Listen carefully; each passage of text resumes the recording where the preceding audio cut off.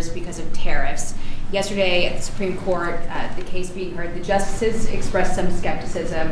What is your plan if they end up making a decision that's not in your favor? Well, I'd rather discuss that later. I hope we're going to win that case. I think it's one of the most important cases in the history of our country. So much evolves around tariffs as a defensive mechanism for our country, as national security for our country. So I don't want to really discuss ground two. This is so important. If you look at China, and I covered this yesterday, but if you look at China, by putting a large 100% tariff over and above the tariffs they already paid, they came to the table, they talked, we made a wonderful deal for everybody. Our farmers, as you know, with the soybeans at levels that nobody's ever seen before, we were able to make phenomenal deals. If we didn't have the tariffs, we wouldn't have been able to do that. So we thought we did very well yesterday. We hope that we did. I think it would be devastating for our country, but I also think that we'll have to develop a game two plan. We'll see what happens. Most people tell me we did very well legally. Mr. President, related to that, are you moving forward with any new tariff announcements before a decision from the Supreme Court? This is the best one, and we can do other things, but they're slow by comparison. Like as an example, with the 100%, I was able to do it instantaneously when we were threatened by the rare earths, as you know, the magnets. And I did it instantaneously. It was a matter of seconds. And it was a matter of seconds that I got a phone call, let's work this out. We would have had not nearly the defense that we had. It would be a shame. It would be somewhat catastrophic for our country, I have to be honest with you. I don't want to get too much involved, but what we've done, we're taking in hundreds of trillions of dollars. If you take a look at the numbers we're at $17 trillion right now. We're going to be at $21 trillion, about $21 trillion by the time I've finished my first year. Biden, as an example, the Biden administration was at less than $1 trillion for 4 years. We're going to be at $21 trillion for 1 year. In the history of the world, there's never been a country that's done that. Not China, not the U.S., not anybody. And a lot of that is because of the tariffs and the fact that the president is a competent president that knows how to use them. And I use them for national defense. Of the 8 wars I ended, I would say 5 or 6 were ended because of tariffs. I'll give you an example. If you take a look at India and Pakistan, they started to fight. They're 2 nuclear nations. They were shooting each other. 8 planes were shot down. There was 7, now it was 8, because the one that was sort of shot down is now abandoned. And 8 planes were shot down. And I said, listen, if you guys are going to fight, I'm going to put tariffs on you. And they both went, they were not happy about that. And within 24 hours, I settled the war. If I didn't have tariffs, I wouldn't have been able to settle that war. So it's great national defense, and you have to be quick moving. You can't wait around for months and months while you're doing studies and you're doing all of this, or go back to Congress. Look at Congress. We can't even get a continuation from Congress. Think of that. How would you have to go back to Congress you have to do the spur of the moment? Because just so you understand, we're hit spur of the moment. Other countries have used tariffs to absolutely, they would have destroyed us. If I didn't come along, our country would be destroyed right now. The tariffs have made us rich in terms of national security. They've made us secure. And if you have economic strength, that's also, if you have a lack of economic strength, that's national security also. But we have great national security because of those tariffs. So I think it would be devastating if we lost that ruling. But before the Supreme Court issues a ruling, it could be several weeks. Are you going to lay out any new additional tariffs before? I don't want to talk about it. I'm going to hope that we win. I can't imagine that anybody would do that kind of devastation to our country. We'd have to pay back trillions of dollars. We've taken in trillions. We haven't taken in billions. We've taken in trillions of dollars. We've made trade deals based on that give us, as an example, European Union, $950 billion. Japan, $650 billion. South Korea, $350 billion. Without this, we're not talking about that kind of money. And they're okay, they're satisfied, they love us. I just left. They all love us. So it's not like we're such bad people. But they were doing it to us until I came along. Now they don't do it to us, we do it to them a little bit. But if they took this away, we would be defenseless against tariffs from other countries. On employer plans and individual plans who also don't have access to GLP-1s. What can you do to make those insurers and PBMs get these same prices so they can put access for those I'll folks? ask Oz or Bobby that question. It's a good question. Absolutely. Many Americans receive their insurance through the commercial markets. The companies have committed to ensure that at worst, prices are at MFN on GLP-1s and are committed to continue to negotiate those prices down based on volume, just as they do in any other instance. Another really interesting thing we're seeing, though, is that commercial plans and PBMs increasingly are enabling access for their beneficiaries, their patients, to make purchases in the cash market and then still receive coverage out of their accumulators and their deductibles. And so we're building that capacity in. Absolutely. Trump RX is being built to enable just that behavior and drive transparency in the process. Mr. President, there are so many Americans that report tremendously positive results from these drugs. What real-world impact do you think this will be? Is there an estimate on how many Americans may now take these drugs? And also about the informed consent on side effects. There are lawsuits against these companies that some people experienced damage to their gut health, vision loss, and other potentially serious side effects there. So how will we ensure Americans are able to make the best choice of the risk versus the rewards? Well, I'll let them speak about the side effects, but I've heard about very little side effects with respect to these drugs. I mean, it's all positive, and that's usually not the case. I mean, usually you hear bad things. You see these crazy commercials on television where they tell you 15 different things that can go wrong, and then you're supposed to buy it. Very few, but I'll let you handle that. At a high level, 1 in 3 people who can hear my voice are eligible for these medications. That's the magnitude of impact. And we believe, just to reemphasize, we will actually save the American taxpayer money if people use these drugs appropriately for the duration for which they're indicated. There are always going to be side effects. If anything strong enough to help you is strong enough to hurt you. The question is the trade-off worth it? We know the ravaging risks of obesity and all downstream issues ranging from diabetes and hypertension to renal failure, dementia, heart disease, my specialty. But I'll ask Dave Ricks from Lilly to maybe start off because he can give an honest appraisal of potential risks people should be aware of. There's no free cheese. Yeah. Oh, thank you.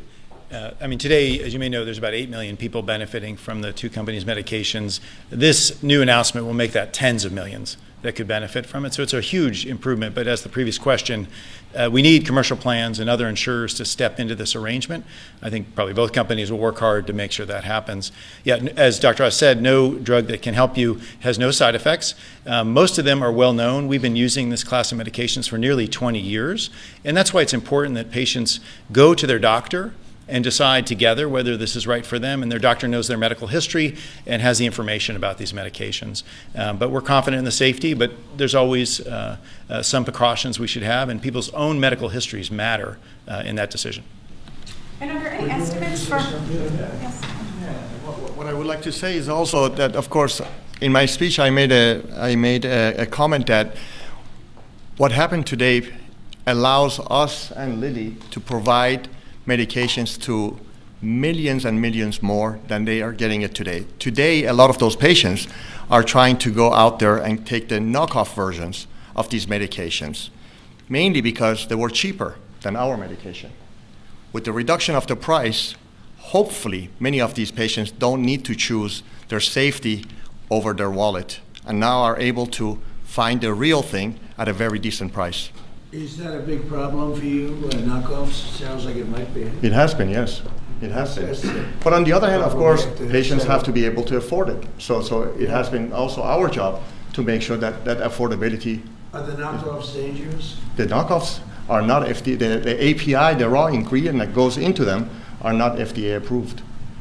So nothing is as good as the original. Yeah, no, I know that. Mr. President, yesterday in the Supreme Court, Chief Justice Roberts said that tariffs are taxes and that they're paid by Americans. He said this pretty clearly. And yet you're saying that this money is rolling in from other countries. How do you square those two? It is. It's coming in because they've charged us. You know, those same countries that you talk about are charging us massive amounts of money. If you look at the tariffs over the years that were put on our heads, there's a reason we're $38 trillion owed. Now that money's going to start coming down. But we had presidents that didn't know how to use tariffs. We had presidents that had no understanding of business. But if you take a look at what's happened to us, every country charges tariffs. China, the European Union was brutal. They charged us tariffs, not only tariffs, they charged us tariffs so we couldn't sell cars there. We couldn't sell our product. They didn't want our agriculture. They didn't want our cars. Now they're taking our cars, and now they're taking our agriculture. You know, far more than money. It really is a defensive mechanism. If we didn't have tariffs, we would be unable to defend ourselves. So then, do you agree then that Americans are paying those tariffs? I think, no, I don't agree. I think that they might be paying something, but when you take the overall impact, the Americans are gaining tremendously. They're gaining through national security. Look, I'm ending war because of these tariffs. Americans would have to fight in some of these wars. They're gaining in national security. They're gaining in economics. They're gaining in so many different ways. And they're gaining in self-respect for our own country. Other countries used to laugh at us. They would charge us tariffs. Japan was charging us massive tariffs, and yet they wouldn't allow our cars to be sold in Japan. But they were selling 9 million cars here, but they wouldn't allow one car. Not one car was sold in Japan. They don't laugh at us anymore. This is really a matter of, this is national security. And by the way, going bankrupt is national security. You know, our country was really in trouble. Going bankrupt, and the difference between going bankrupt and thriving, that's also national security. When you go bankrupt, when you don't have any money, you have no national security. And we are thriving. I mean, all this money coming into our country that I told you about, the 17 trillion as of now, but it's going up rapidly. I was in Japan, and we have Toyota is coming in with $10 billion to build plants, operated by Americans, but building plants all over the United States. Well, they left. They took our plants. They sold cars in here without tariffs. They sold cars. We didn't charge them anything. They destroyed our auto industry. We lost 50%, 54% of our auto industry to other. We used to, if you go back into the 30s and 40s, we had 100% of the automobile business. Then it started getting chopped away. But Mexico, Canada, many countries, I mean, Canada fought us very hard. The ones that don't want us to win are foreign countries that we are able now to do very well with. Those are the ones that fight it. Those are maybe people that hate our country. I think it's the most important case maybe in the history of our country. This has been a major achievement for your administration, targeting the segment of our population that needs it the most, that has the highest obesity rates. You're making it affordable. You are truly saving lives. That's coming from the viewers that we've had in that 1 hour that we took a little bit of a break. My question to you is, Walmart just pushed out a report that says this year's traditional Thanksgiving meal will cost 25% less than it did under the Biden administration, plus gas prices being down in the $2 region makes it more affordable to travel to grandma's house this Thanksgiving. Thank you very much. And it's not so much a question, it's a statement. And I would have made the statement, but we have a lot of things happening, so I wouldn't necessarily have made it right now. So Walmart, to me, you know, that's AAA, came out that nobody going to influence them. I don't know them. But they just came out with a very powerful statement. They've done it for many years, that under the Biden administration, Thanksgiving meal, a Thanksgiving meal with all the trimmings, cost 25% more. In other words, our Thanksgiving this year coming up will cost 25% less than sleepy Joe Biden's. Now, to me, that's better than anything there is. That's better than a poll. They've got everything included, from the trimmings and from the turkey and from everything, a lot of different items. It's 25% less this year than it was last year when he was so-called in charge. He wasn't in charge. The people around the desk were in charge. The auto pen was in charge. That is a big factor.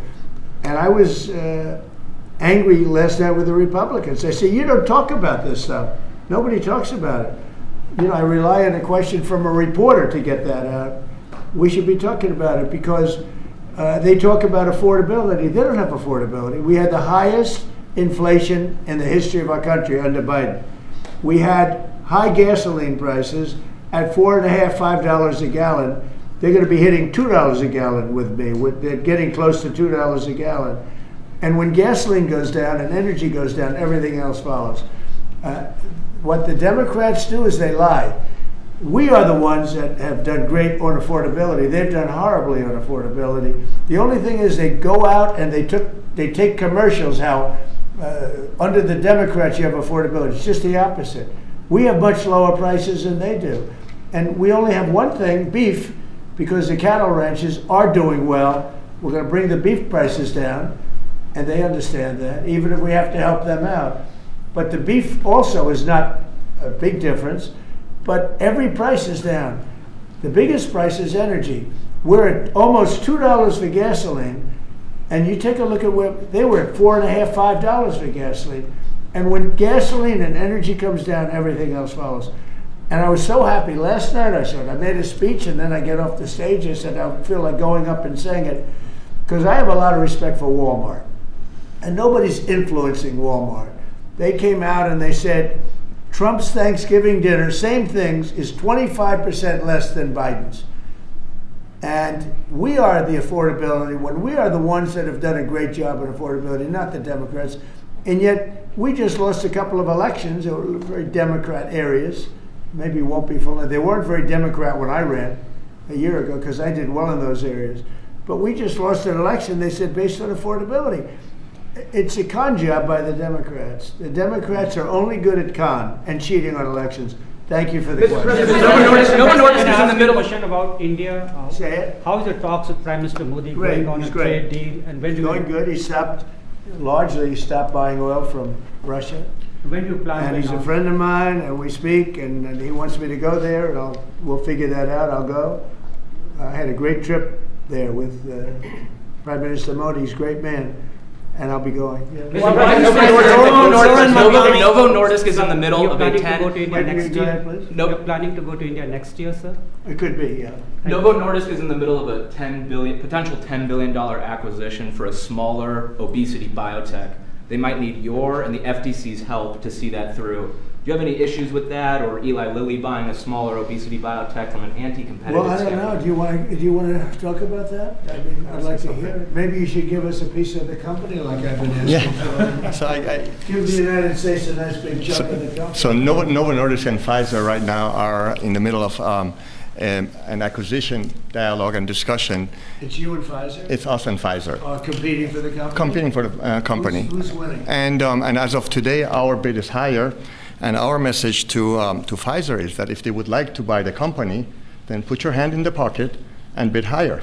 It's a free market, and at the end of it, it has to do with basically the price that the seller is selling for their shareholders and the buyers willing to pay for it. This has nothing to do with FTC, has nothing to do with anything else. Do you think is that a similar product to what we're talking about today? It's a product, it's a series of products that will come to the market in around turn of the decade, where the market is very crowded with many, many other players as well. Right. So it's the next generations of products, and it will come five. Yeah. Mr. President, Zoran Mandami, you said that you called him a communist. You said that if he won, you would take drastic action against New York City. What kind of actions are you looking at, and will the ICE deportations continue? Well, I think you have to look. If he is a communist, there's not going to be a lot of activity. So you wouldn't need bridges and tunnels and all the different things that were being planned for New York, I think. And look, I hope New York does well. That's all I can say. I love New York. I grew up in New York. I did well in New York, always did well. And I hope New York does well. That's all. And the ICE raids, will they continue? ICE raids? Well, you want to get criminals out. If they're criminals, we want to get them out. Ideally, we wouldn't have to do them because he'll send the criminals out himself. But that seems to be unlikely. No, we have to get criminals out. Millions of people were let into our country from prisons and from mental institutions and drug dealers, a lot of drug dealers and murderers, 11,888 murderers. 50% of them committed more than one murder. We want to get them out. So whether they're in New York or anywhere else, we want to get them out. We've created a great place in Washington. All of you know, you see the difference between what it was now and what it was a year ago under Biden. It was a death trap, and now it's people walk down the street, they have dinner, the restaurants are booming. Washington, D.C. is great. I will tell you, Memphis is doing really well too. You're hearing those reports. It's companies were going to move out. They're not going to move out anymore. We've done a great job, and we've only been there for 4 weeks. So we've done a great job with that. But they have killers in New York. We want to get them out. If they have murderers, if they have people from jails that they allowed out of their jails in order to save a lot of money, we want them out of here. We want to put them back in their jails, not our jails. Mr. President, quick question in regards to TSA. Would you ever consider privatizing TSA? That question comes to us from our viewers all the time, and I told them I would ask you. I think of privatizing a lot of things, but generally speaking, you have government, and a lot of people don't like privatizing, but some things that they really do, they work out better privatized. But it is government, and sometimes government can be better. It's something a lot of people talk about. I've heard that government, as far as air traffic controllers, is 2 thumbs up on that. I've heard from dozens of pilots who have flown the last 90 days, particularly under all the stress of the government shutdown. Right. They tell me, Brian, that is the one thing the government does right is air traffic controls. Well, we're going to do it a lot better too, because we're going to buy a new system. It's under bid right now. Bid about 4 different companies, all top of the line, like these 2 great companies, except in a slightly different field. And the air traffic control equipment is 45 years old. Buttigieg spent billions of dollars trying to fix it and didn't even use the right wire. You're hooking up glass into copper, and you can't do that. If they went to a reasonably good school, they'd find out you can't hook glass into copper. And they spent billions of dollars, and it was actually made the system much worse. We're going to get rid of the entire system, put a brand new system in. It'll be expensive, but we'll have the best air control system, meaning the control towers. They'll be stripped down to the bone, and brand new equipment is being installed. And we'll give out that. It's a big contract. We'll give out that contract over the next 6 weeks. On drug pricing. Sir, that the FAA is going to have to cut about 10% of flights at the top 40 airports because of the government shutdown. Are you at all concerned that it might not be safe to fly right now? And what do you tell people who are gearing up for Thanksgiving? No, that's why they're cutting. Yeah, it's a fair question. Sean Duffy announced they're cutting in certain areas 10%, and they want to make sure it's 100% safe. That's why they're doing it. Mr. President, given these modifications that are being made to air travel, the other disruptions with the government shutdown, do you think it's time for Republicans in Congress to change their negotiating position at all? In what way? To start making concessions to Democrats? Well, I think it's time for them to end the filibuster and just put everybody back to work. Vote in voter ID, vote in no mail-in voting except for military, faraway military, and people that are very sick. I'd like to see 1-day voting. I'd like to see not 65 days of voting from all over the place. No, I'd like to clean up the elections.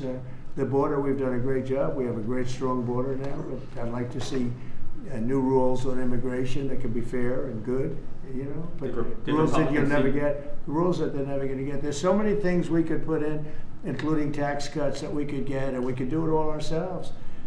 But to do that, you have to end the filibuster. The filibuster is, and they'll do it too. They'll immediately do it. What they're going to do is, what the Democrats will do is they're going to make Puerto Rico a state. They're going to make D.C. a state. They're going to pack the court. They're going to end up with more electoral votes. They're going to end up with 4 senators because of the 2 states. And they're going to do this 100%. They would have done it, except Manchin and Sinema got in their way. They would have done it.